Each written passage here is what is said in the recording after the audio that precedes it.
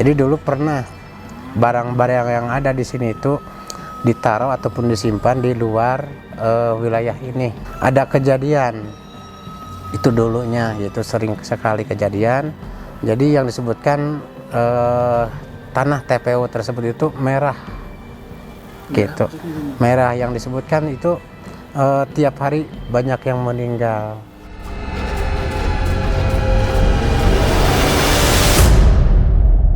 Barangkali karena di Garut pernah terjadi suatu situasi politik yang kurang kondusif, sehingga benda-benda tinggalan budaya yang sebut saja lah ya kan, pemberontakan DITI kan diantaranya itu kan salah satu yang dikenal, itu markasnya di Garut itu.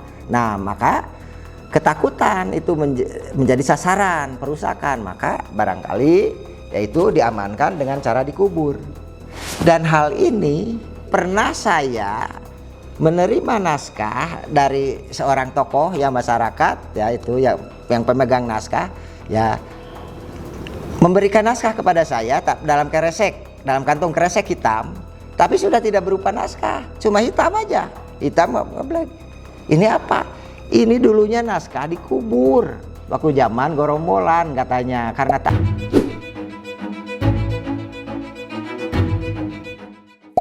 Video ini adalah lanjutan dari video Kabuyutan Ciburuy yang merupakan tempat penyimpanan naskah Sunda kuno yang tinggal satu-satunya di Jawa Barat. Lalu hitung satu persatu, termasuk yang kira-kira masih ya utuh lah gitu ya, tidak terlalu parah-parah. Ada 614 lempir. Nah itu lontar. Lalu di peti ketiga ada 8 bundel lempir halaman yang masih bisa dipegang, yang masih utuh ya. Dari sekian itu ada 1732 lempir. Pelestarian naskah di beberapa negara beragam macamnya, tergantung dengan bahan naskahnya yang berbeda-beda. Biasanya naskah kuno disimpan di sebuah museum atau perpustakaan khusus dengan temperatur tertentu dan pencahayaannya yang minim agar tidak terekspos langsung cahaya matahari. Naskah-naskah ini dipelihara dan diperiksa berkala agar terbebas dari kerusakan serta faktor eksternal lain yang berpotensi merusak naskah tersebut. Dan tentunya agar tidak hilang isinya, naskah-naskah kuno terus diteliti ulang, terutama yang sulit diterjemahkan, agar isinya dapat disebarkan secara digitalisasi dan disebarkan serta dimanfaatkan oleh masyarakat luas, khususnya bagi yang ingin mendalami subjek tersebut. Meskipun begitu, di beberapa negara tertentu semisal Asia Selatan dan Asia Tenggara, penyimpanan naskah yang terbuat semisal dari kayu seperti lontar juga nipah masih dilakukan secara tradisional. Biasanya naskah tersebut dikubur dan dibalut kain merah atau kuning hasil celupan kunyit yang sudah dikeringkan. Dan biasanya juga diberikan kamper agar terbebas dari serangga. Bahan kainnya ada yang menggunakan bahan sutra agar terbebas dari kutu. Nah lalu bagaimana dengan cara tradisional yang diterapkan di Kabuyutan Garut, di mana mereka menyimpannya di tempat khusus, yaitu di sebuah tempat yang dikeramatkan yang juga berbalut mitos. Belum lagi cerita hadirnya sosok penjaga di sana yang disebut sebagai leluhur diduga turut menjaga kesakralan Kabuyutan ini. Bagi kamu yang tertarik dengan isi vlog ini, silahkan simak video berikut.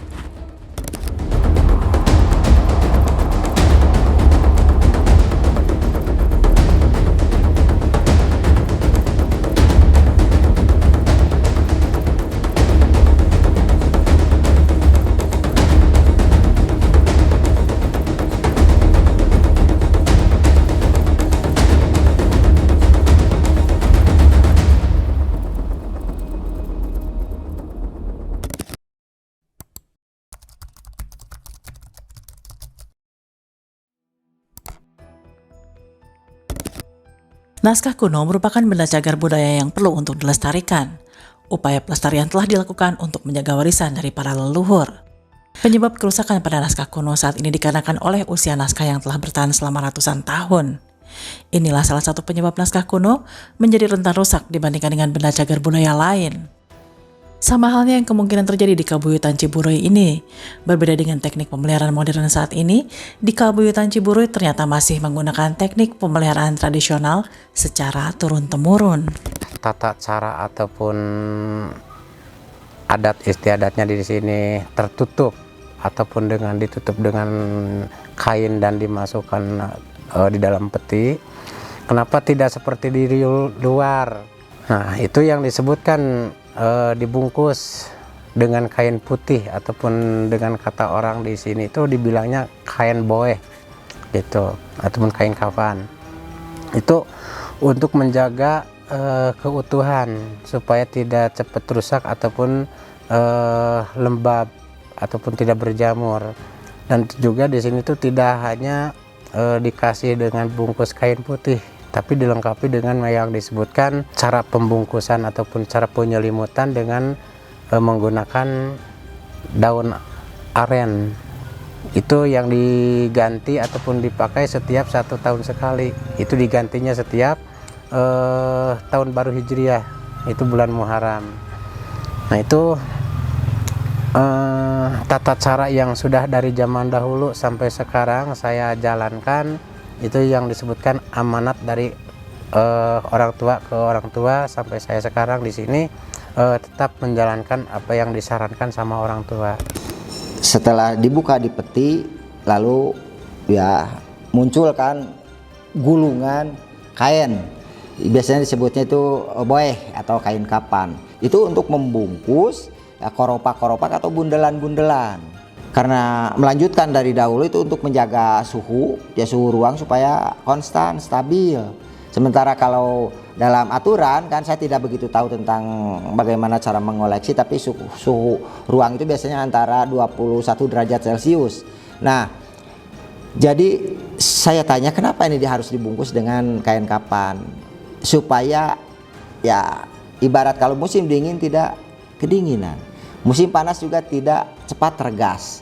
Jadi kuncen itu sudah tahu seperti itu gitu. Jadi ketika saya tanya tidak berbicara tentang mitos-mitos berapa lapis berapa, yang penting ini ya harus dibungkus seketat mungkin, itu salah satunya. Kalau ada upacara seba itu semua dianginkan kan, lalu dipindahkan ke sebuah bangunan yang di belakang ya dari itu katanya dalam upacara seba. Lalu diganti untuk peti nomor 2 atau 3 ya tidak pakai kain kapan itu kan, dengan anyaman daun kelapa muda.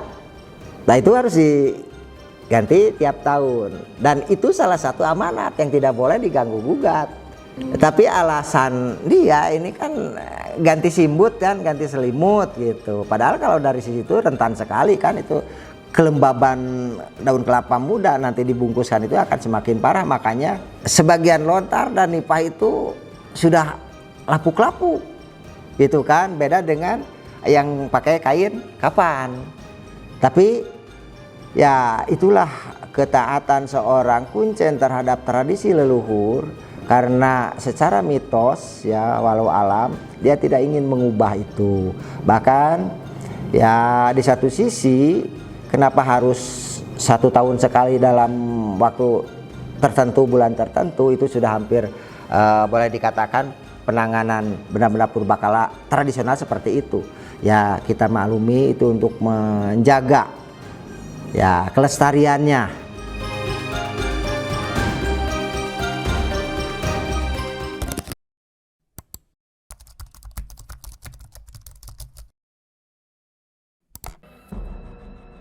Sama halnya dengan tempat sakral di tempat lain yang menyimpan mitos yang kental, Kabuyutan ini juga terdapat mitos turun-temurun yang mana disebutkan akan ada sebuah kejadian buruk jika naskah yang berada di Kabuyutan ini dipindahkan atau dikeluarkan dari wilayah Kabuyutan.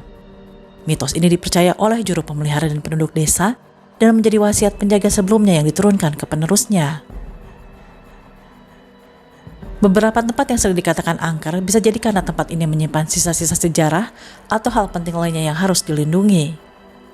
Sebagai manusia yang dibekali akal dan pikiran, kita seharusnya bisa lebih berhati-hati dan turut menjaganya. Nah itu udah ada yang ngobrol seperti itu, karena ini ya mungkin ya walau alam gitu, karena pembicaraan orang tua dulu sudah 3 kali berbicara atau sudah bisa dikatakan menyampaikan amanat, takutnya ada lagi kejadian. Jadi dulu pernah barang-barang yang ada di sini itu ditaruh ataupun disimpan di luar wilayah ini. Ada kejadian itu dulunya, yaitu sering sekali kejadian. Jadi yang disebutkan tanah TPO tersebut itu merah gitu. Merah yang disebutkan itu tiap hari banyak yang meninggal.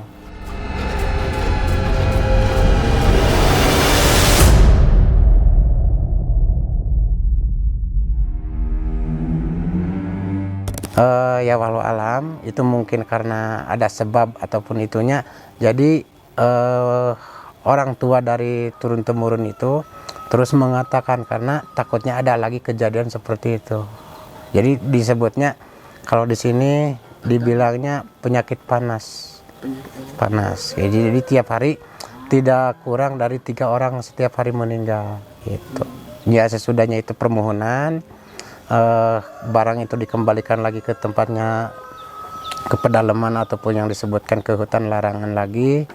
Nah sesudah permohonan sudah beres itu jarak waktu seminggu sampai 1 bulan itu tidak ada lagi yang disebutkan yang meninggal.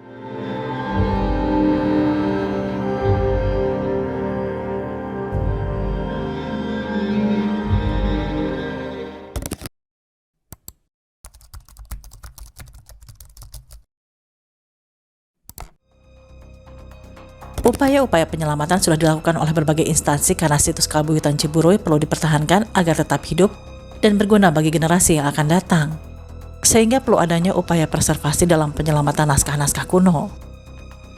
Sementara hambatan yang dihadapi pada pelaksanaan kegiatan preservasi yaitu kebijakan yang belum tertulis, finansial sebagai pemenuhan kebutuhan dana pada pelaksanaan kegiatan preservasi, alat pendukung tambahan, dan kepercayaan adat.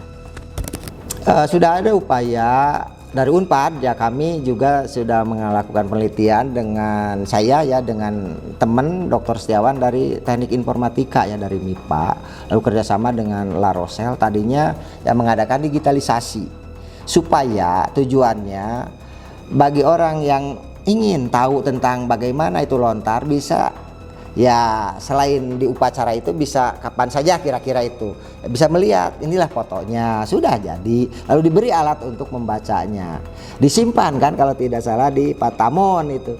Tapi barangkali karena keterbatasan cara penggunaan itu kan sudah digital elektrik itu, jadi akhirnya saya ya tidak bisa digunakan gitu. Jadi sudah ada upaya dari sisi kalangan ya, peneliti itu, kami diantaranya. Tentu saja pemerintah juga.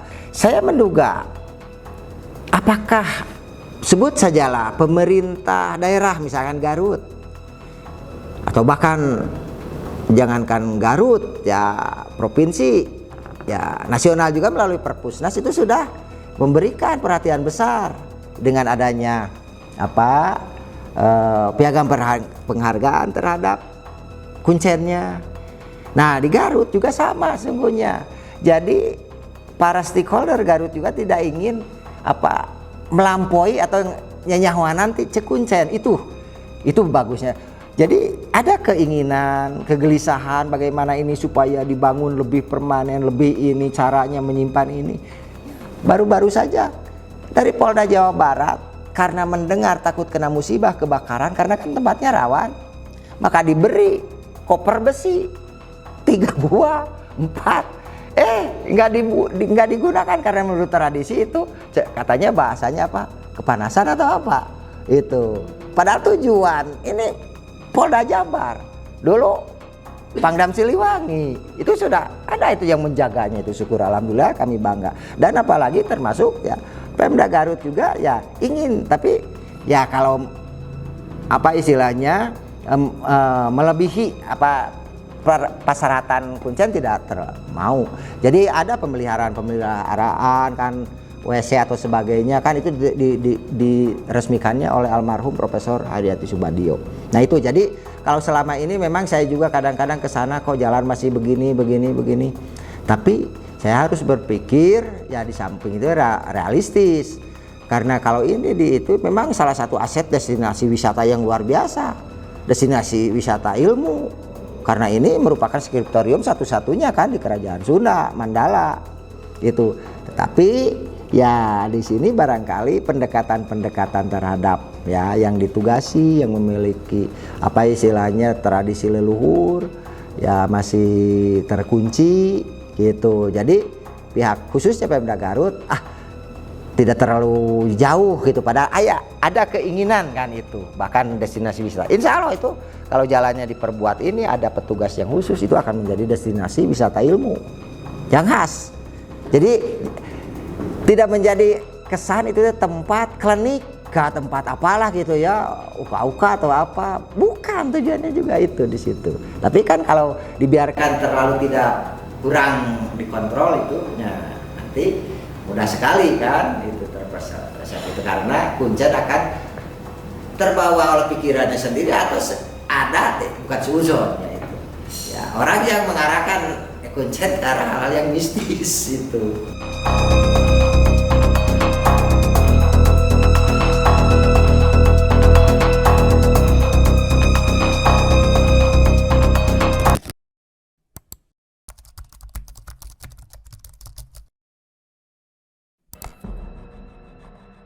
Dipercaya oleh penduduk lokal, desa di situs Kabuyutan ini terdapat roh-roh leluhur yang menjaga wilayah situs. Bahkan ada beberapa kesaksian dari beberapa warga lokal desa yang menyaksikan sosok-sosok yang muncul di wilayah situs seperti bentuk hewan dan bahkan manusia berbaju putih. Dalam foto yang ditampilkan adalah dokumentasi dari juru pemelihara ketika melakukan kegiatan prewedding di dekat area Kabuyutan, yang dimana dalam foto muncul beberapa sosok putih yang dipercaya menjaga situs ini, yang diduga sebagai leluhur mereka yang hadir. Kalau yang disebutkan mitos saya kurang paham ya, itu cuman atau yang disebutkan mitos ataupun konon katanya itu sih kalau masalah cenah ataupun konon itu saya sendiri banyak mendengar dari warga gitu, masalah yang disebutkan penglihatan ataupun yang disebutkan secara tidak disengaja gitu. Banyak warga yang istilahnya ngomong ataupun menyampaikan bertemu dengan ataupun dengan apa gitu, berbentuk macan kuning ataupun belang hitam ataupun yang disebutkan macan putih ataupun yang disebut kuda semprani, ataupun banyak orang yang ngomong menemukan yang panjang yang disebutkan ular.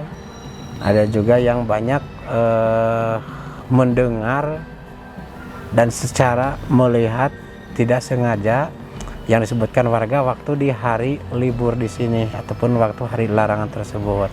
Itu di hari Jumat warga ngomong ataupun menyampaikan secara ketidaksengajaan pendengaran dan penglihatan secara nyata, secara hakiki.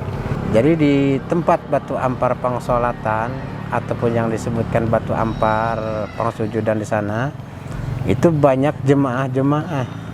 Ya kalau sekarang bisa disebutkan seperti di Tanah Suci Mekah yang lagi sa'i gitu. Semua pakaian putih-putih, laki ataupun perempuan.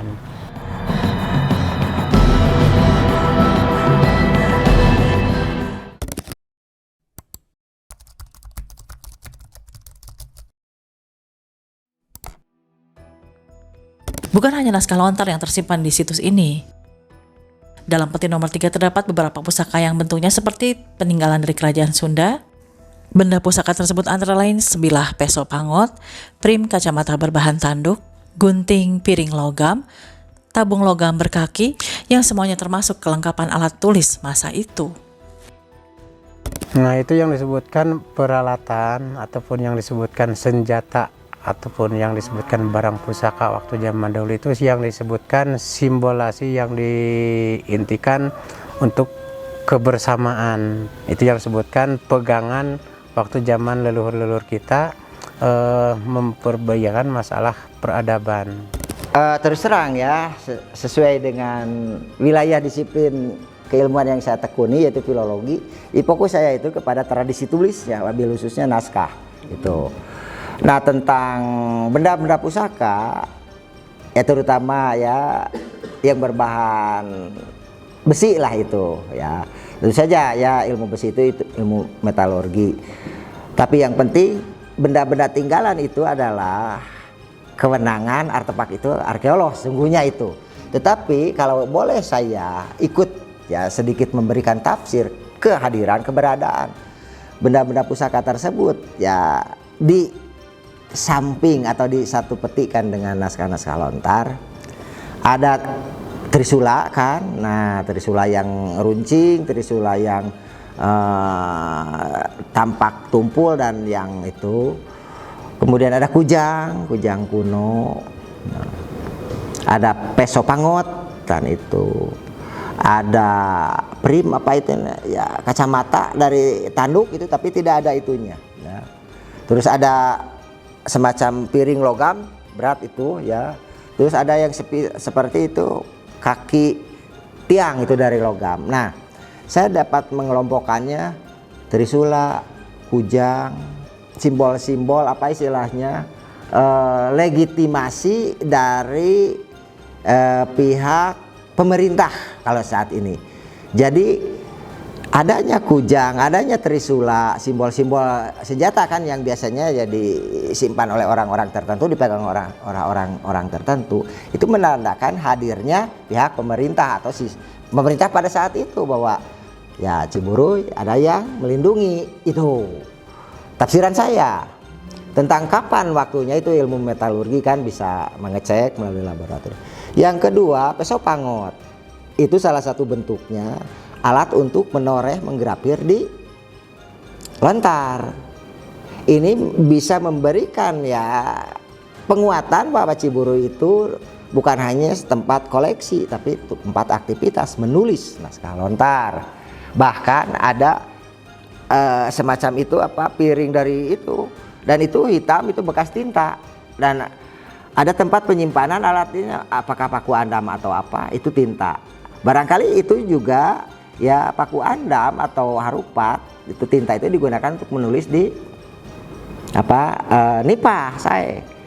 Jadi lengkap, ada alat yang untuk menulis tinta dalam nipah, ada alat peso pangot disebutnya atau dibalik pengutik untuk menoreh atau menggrapir lontar. Jadi di Ciburuy termasuk salah satu tempat penulisan naskah.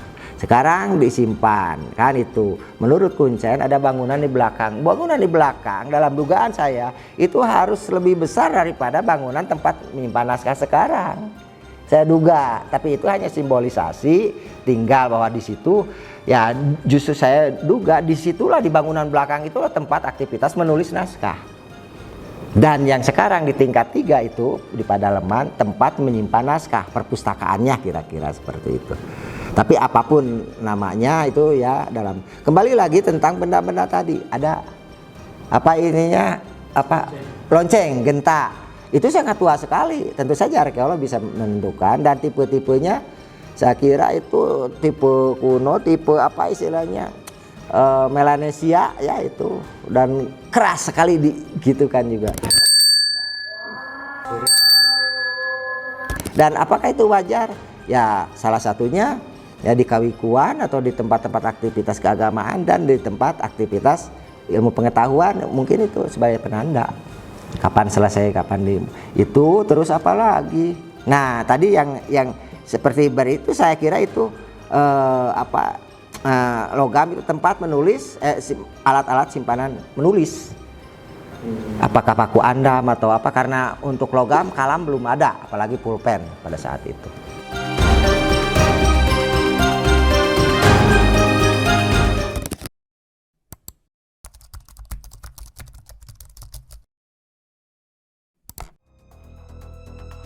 Pemberontakan DITII di Jawa Barat yang dipimpin oleh Kartosuwiryo pada tahun 1949 ikut andil dalam pengusakan situs-situs tua di Jawa Barat. Karena gerakan ini di beberapa tempat bergerak secara radikal. Alasan inilah yang kabarnya menyebabkan juru pemelihara di masa itu menyimpan naskah di dalam tanah dengan tujuan melindungi naskah tersebut agar tidak rusak. Kabar tentang naskah-naskah lontar Ciburuy ya pernah disimpan di dalam semacam keramik apa itu gentong, lalu dikubur di tanah. Itu memang ya pernah sekilas sekali itu. Nah kalau itu menjadi bahan pertanyaan, saya duga ya itu bukan sesuatu dalam rangkaian proses pemeliharaan rutin tapi itu cenderung ke arah lebih pengamanan dari terjadinya musibah kerusakan. Karena rusaknya tradisi naskah kadang-kadang terjadi kecemburuan sosial politik.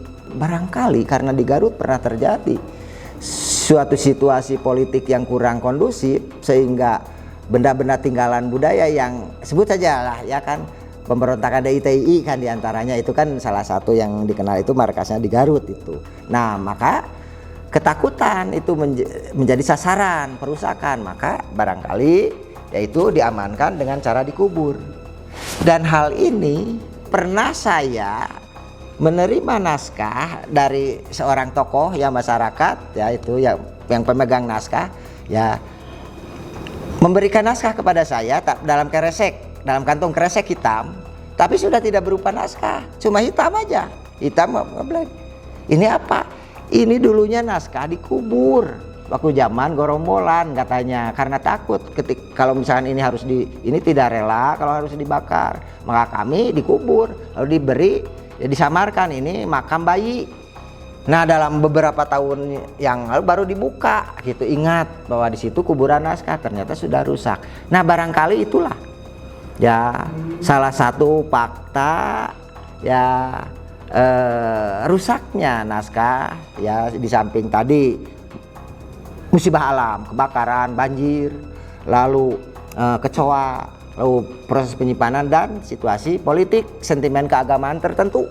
Hubungannya tadi bahwa sebagian naskah-naskah Ciburuy ketika pihak ahli-ahli naskah zaman kolonial itu Plaite, Holle, Enjekrum kan pernah mengambil sebagian kan di Perpusnas masih baik.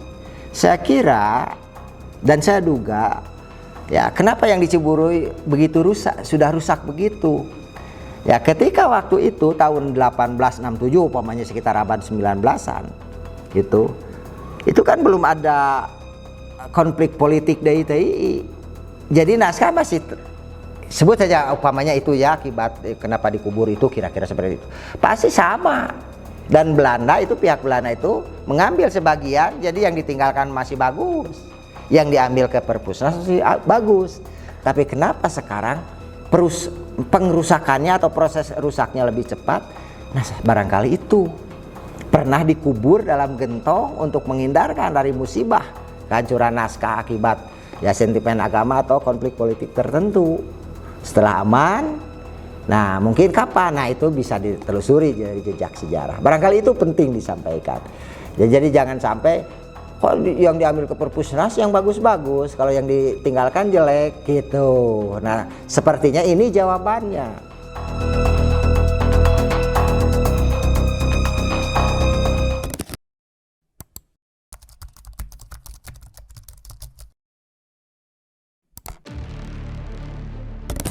Jadi yang disebutkan kesulitan bagi saya sebagai pemelihara ataupun sebagai jupel di sini itu dari dulu sampai sekarang. Jadi masih banyak orang-orang yang mengaku-ngaku sebagai utusan Prabu ataupun yang disebutkan utusan Paduka, mengatasnamakan. Ya, jadi istilahnya banyak yang mengatasnamakan utusan Paduka Soekarno. Jadi ingin mengambil barang tersebut dengan mengiming-imingkan jumlah uang. Katanya istilahnya buruh menjaga dan merawat di sini dengan satu barang gitu. Sedangkan saya di sini tuh amanat dari orang tua turun temurun, bahkan sampai zaman Paduka Soekarno pun juga orang tua saya udah ngomong begini ataupun belak-belaknya. Ya sebenarnya kalau bagi saya itu ringan tapi berat resikonya. Jadi beratnya ya seperti itu. Ketika hilang barang satu pun kita harus bertanggung jawab.